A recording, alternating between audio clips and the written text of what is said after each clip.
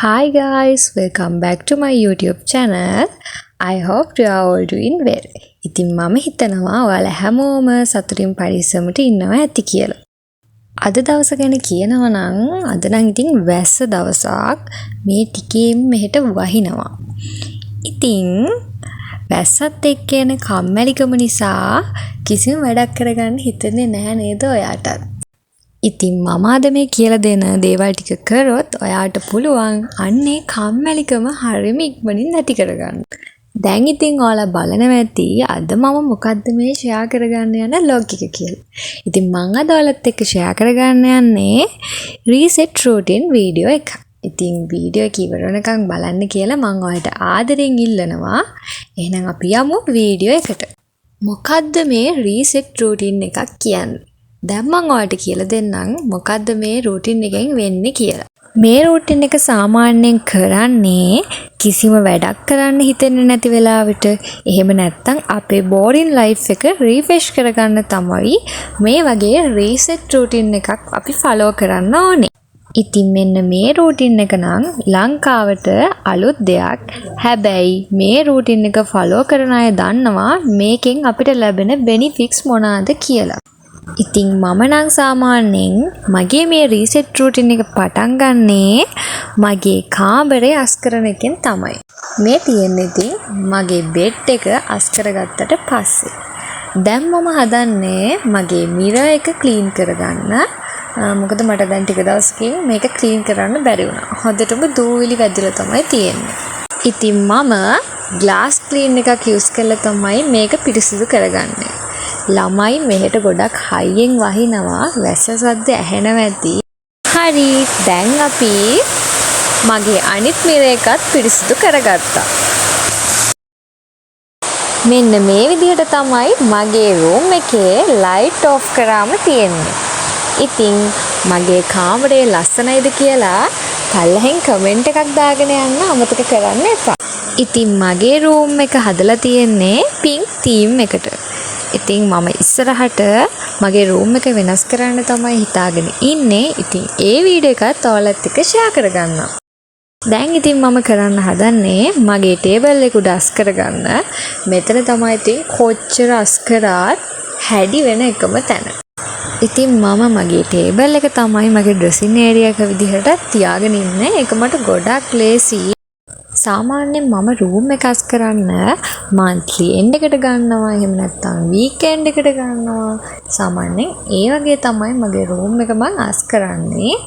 ඔයාලත් මම වගේ කාමරේ කාලෙන් කාලයට වෙනස් කරන කෙනෙක්ද?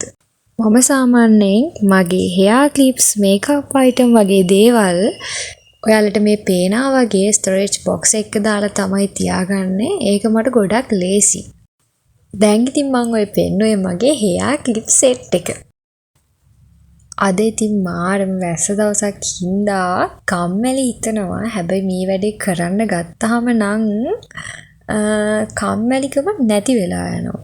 ඒ කියන්නේ අපි වෙන වැඩක් කරනකොට ගොඩක් වෙලාවට අපේ ඔළුව යොමු වෙන්නේ මේ වැඩේ කරලා ඉවර වෙන්න ඕනේ කියලානේ.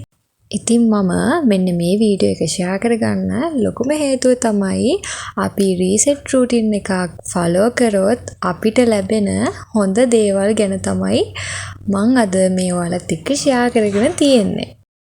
තාම නම් ඉතින් මගේ ටේබල් එක උඩ පොඩි පොඩි දේවල් ටිකක් තමයි අස් කරගෙන ඉවර.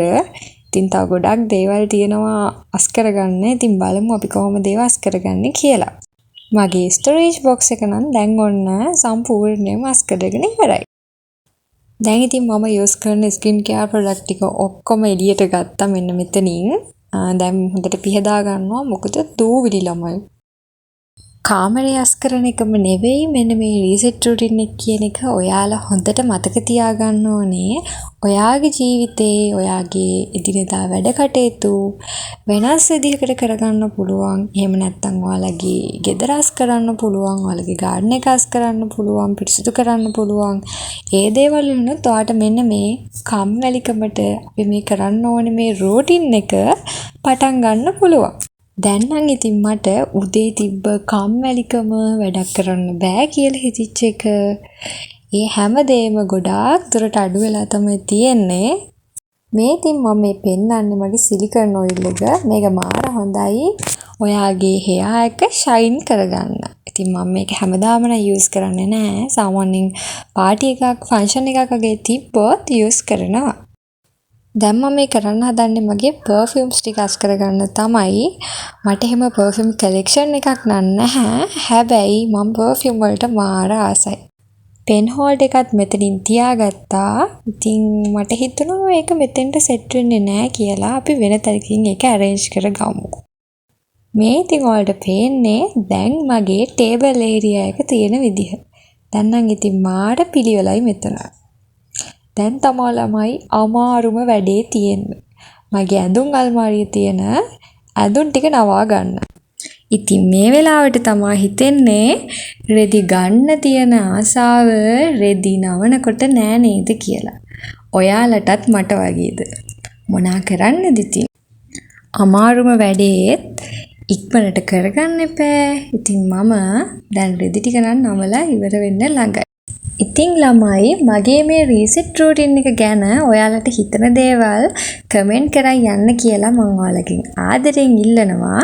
මේ රූටින් එක ඔයාලත් කරන කෙනෙක් නම් අනිවාර්යෙන් කමෙන්ට් එකක් දාගෙන යන්න අනිත් අයටත් දැනගන්න.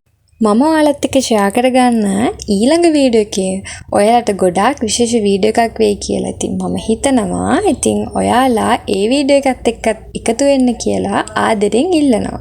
එහෙනම් අදට මම ඔයාලගෙන් ගිහින් එන්නම්. ඊළඟ වීඩියෝ එකෙන් හම්බ වෙමු. Thank you for watching.